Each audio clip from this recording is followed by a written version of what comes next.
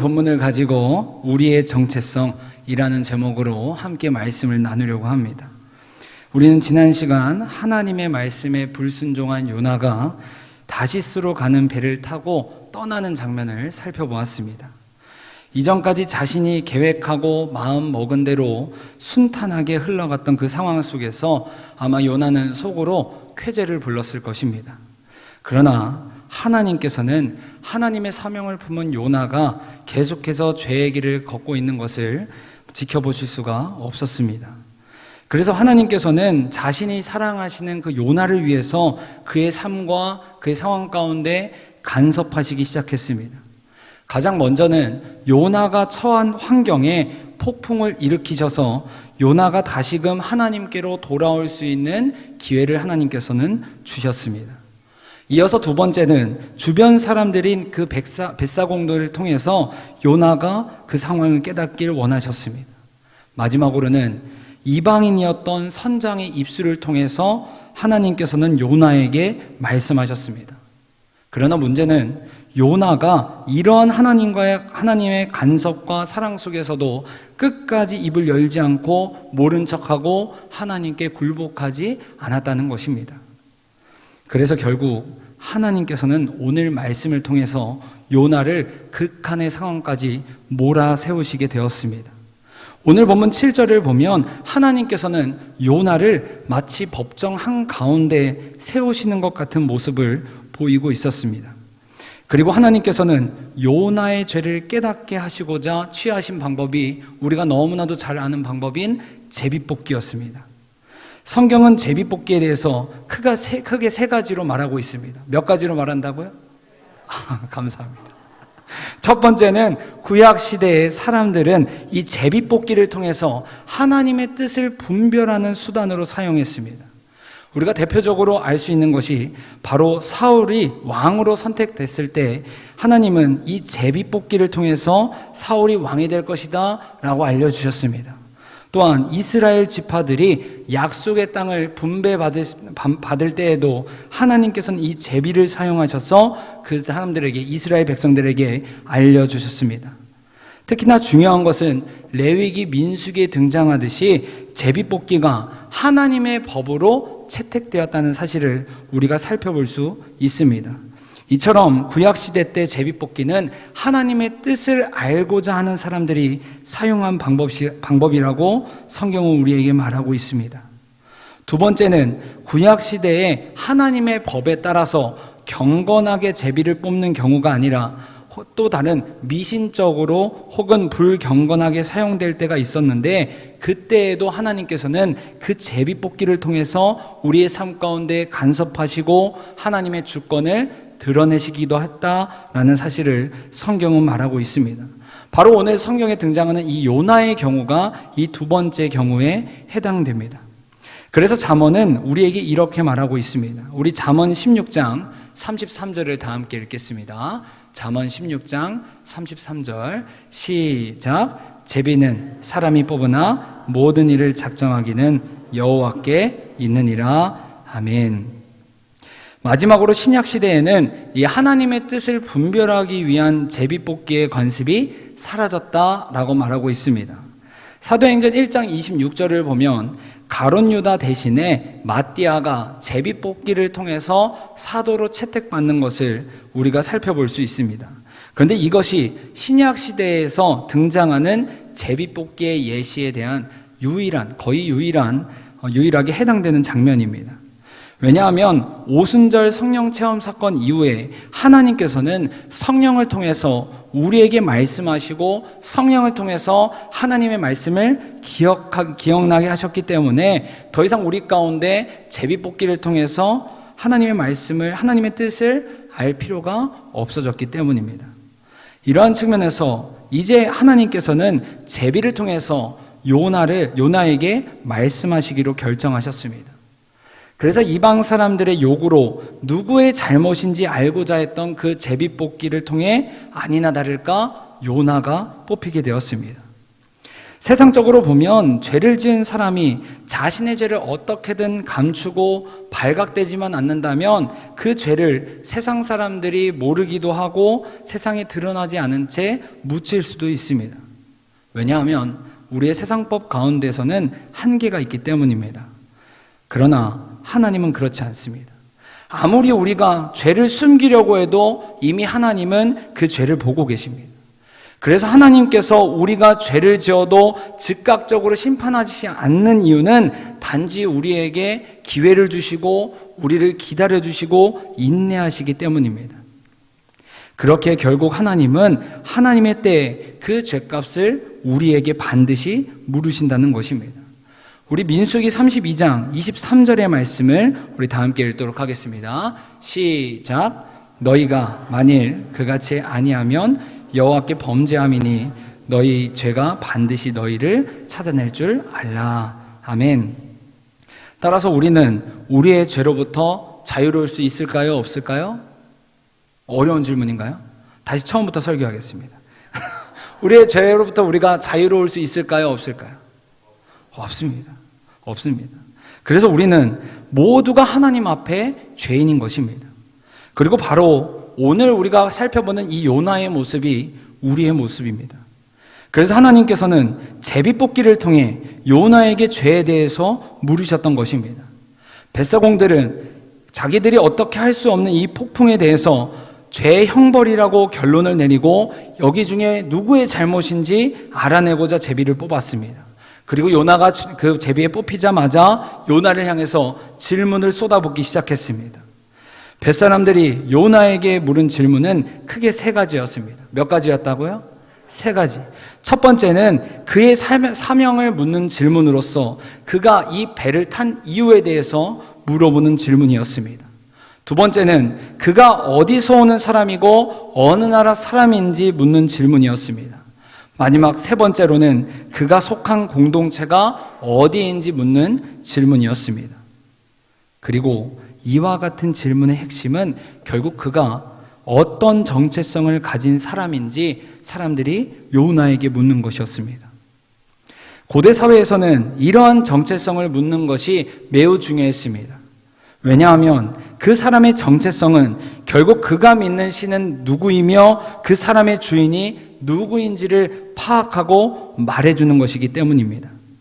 성경은 우리가 하나님의 형상으로 지음을 받았다고 분명하게 말하고 있습니다. 그리고 우리가 하나님의 형상으로 지음을 받았다는 것은 우리가 혼자 알아서 저절로 창조되어서 세상 가운데 따로 떨어져 살아가는 것이 아니라 결국 하나님으로부터 의존되어 살아야만 하는 존재이며 우리가 하나님을 위해서 살아야만 한다고 분명하게 말하고 있는 것입니다. 마치 어린아이가 부모에게서 태어나서 일정 시간 자라서 장성하여 그 부모로부터 독립을 했다고 해서 그가 부모와 완전히 구별되어서 누구의 자식이 아닌 상태로 살아가는 것이 아닌 것처럼 우리 역시 세상에서 내 마음대로 사는 것 같아 보여도 결국 여전히 인간은 하나님의 형상대로 지음을 받은 존재라는 뜻입니다. 따라서 요나는 벳사람들이 질문을 받았을 때 아마 아차했을 것입니다. 그런데 문제는 여전히 요나의 마음 가운데 고집이 있었다는 것입니다. 왜냐하면 그가 질문을 받고 가장 첫 번째로 한 대답이 바로 자신이 히브리 사람이다 라고 말한 그 대답이었기 때문입니다. 분명 사람들은 요나에게 가장 먼저 질문한 것이 요나의 사명이 무엇인지 질문하는 것이었습니다. 그리고 가장 마지막에 그에게 질문한 것이 그가 어떤 민족인지에 대해서 물어보았습니다. 하지만 요나는 반대로 자신이 속한 공동체가 히브리 민족임을 먼저 말했다는 것입니다. 다시 말해 요나에게 있어서 하나님께서 자신에게 주신 사명과 자신이 하나님의 백성인 것을 드러내는 그 사실보다 자신의 공동체와 민족이 더 중요했다는 것입니다. 즉 요나는 하나님을 믿었지만 자신의 민족과 나라만큼 그에게 있어서 하나님에 대한 믿음이 더 깊고 더 큰 영향을 주지 못했다는 것입니다. 그리고 이러한 사람들은 결국 세상을 살아가면서 하나님을 자기 인생에서 후순위로 미루면서 자기의 인생 가운데 하나님이 별로 영향을 주지 않고 별로 중요하지 않은 분이라고 생각하게 합니다. 제게 외사촌 형이 몇 명 있는데요. 그 중에서 가장 큰 형이 있습니다. 그런데 이 형이 굉장히 독특해요. 어떻게 독특하냐면 이 형은 수십 년째 교회 새신자예요. 교회에서 전도 행사를 하면 늘 나가요. 이 교회에 전도 행사하면 여기에 갔다가, 여기 전도 행사하면 여기에 갔다가, 그래서 부모님이 부탁하면 부모님의 교회 갔다가, 아는 지인이 부탁하면 아는 지인 교회 갔다가 늘 거절하지 않고 늘 나가요. 그래 내가 나갈게 하면서 늘 나갑니다. 심지어는 이제 수원에 사는데 제가 모교에 여기 신평성결교에 있을 때 전도 행사에 왔어요. 수원에서 당진까지 와서 새신자 등록합니다. 그래서 늘 새신자로 등록하고 갑니다. 그러고 나서는 그 다음 주에 안 나와요. 그런데 누군가 외사촌 형한테, 그 사촌 형한테 누군가 물어보거나 또 국가에서 5년마다 통계조사를 할 때 종교가 있습니까? 물어보면 자기는 기독교라고 말합니다. 그러나 여전히 교회에 나가지 않고 예배를 드리지 않습니다. 하지만 또 놀라운 것은 자신에게 어려운 일이 있거나 중요한 일이 있을 때 기도를 부탁합니다. 이처럼 하나님이 우선순위가 아닌 사람들은 결국 자신의 인생에서 하나님을 부수적인 존재로 여기면서 살아갈 수밖에 없습니다. 사랑하는 여러분, 우리가 그리스도인이라는 정체성이 명확하지 않으면 결국 하나님의 자리를 세상의 것으로 채우게 되어 있습니다. 분명 하나님의 존재로 만들어진 우리지만, 하나님께서 말씀하신 대로 하나님을 찬송하기 위해 지음받은 우리지만, 하나님이 아닌 세상의 존재로 산다면 우리의 뿌리는 흔들릴 수밖에 없다는 것입니다. 그리고 나선 하나님 대신 다른 것을 찾게 됩니다. 세상의 즐거움, 세상의 돈, 세상의 물질, 여러 가지 것으로 그 하나님의 보좌에 다른 것을 올려놓게 된다는 것입니다. 또한 우리의 정체성이 분명하지 않으면 우리 안에 있는 하나님의 사랑을 편협하게 만들게 됩니다. 요나는 분명 하나님의 사람으로 부르심을 받은 사람이었습니다. 이는 하나님 안에서 특별한 사랑과 은혜를 경험했다는 것입니다. 그리고 하나님께서는 요나에게 네가 받은 사랑을, 네가 받은 나의 그 은혜와 사랑을 저기 저 땅 니느웨로 가서 전하고 나누라고 분명하게 말씀하셨습니다. 하지만 그는 자신의 원수라고 생각하는 니느웨로 가는 것을 거부했습니다. 왜냐하면 하나님의 사랑은 나만 받는 것이 마땅하다고 생각했기 때문입니다.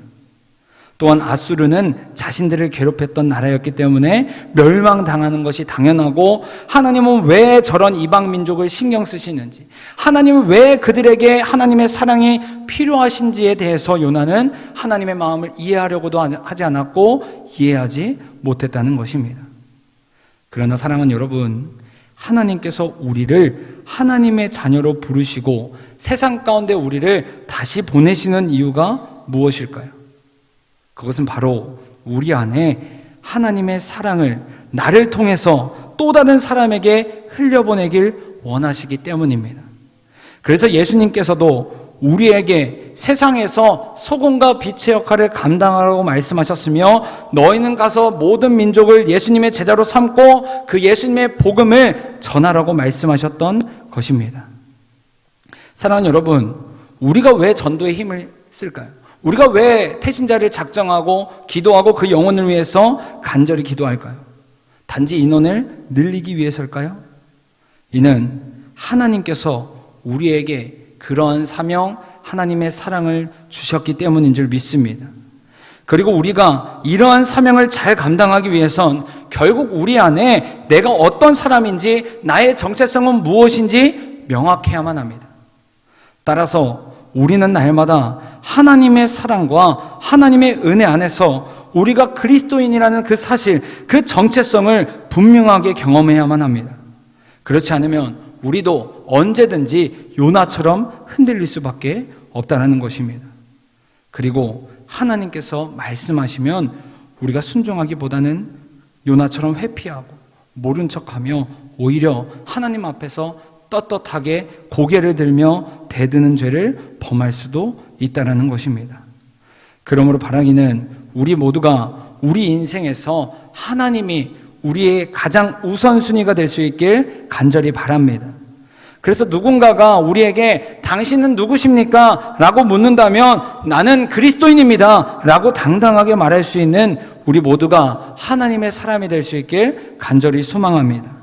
그리하여서 우리가 요나처럼 편협한 사랑을 가진 것이 아니라 나에게 좋은 사람, 나에게 맞는 사람, 나에게 필요한 사람만에 품고 그 사랑을 실천하는 것이 아니라 하나님이 이미 하나님께서 나에게 사랑하셨던 것처럼 우리가 그 누구에게나 하나님의 사랑을 흘려보내고 우리도 하나님의 시선에서 누군가를 섬기고 사랑으로 품고 흘려보낼 수 있길 간절히 소망합니다. 그래서 나를 통해서 하나님의 사랑이 흘러가서 나를 통해서 세상 가운데 하나님의 일하심, 하나님의 역사하심이 시작될 수 있길 간절히 소망합니다. 남은 한 주간 삶의 자리에서 우리를 주님께서 세상 가운데 보내실 때 그곳에서 우리가 하나님의 일하심을 목격하고 우리를 통해서 하나님의 사랑이 흘려보내서 저 사람은 정말 그리스도인으로서 다르구나, 저 사람은 정말 참된 기독교인이구나, 우리가 칭찬받는, 하나님 앞에서 칭찬받는 우리 모두가 될 수 있길 간절히 소망합니다. 우리 다 함께 우리 말씀을 기억하면서 우리 찬양하고 기도하도록 하겠습니다.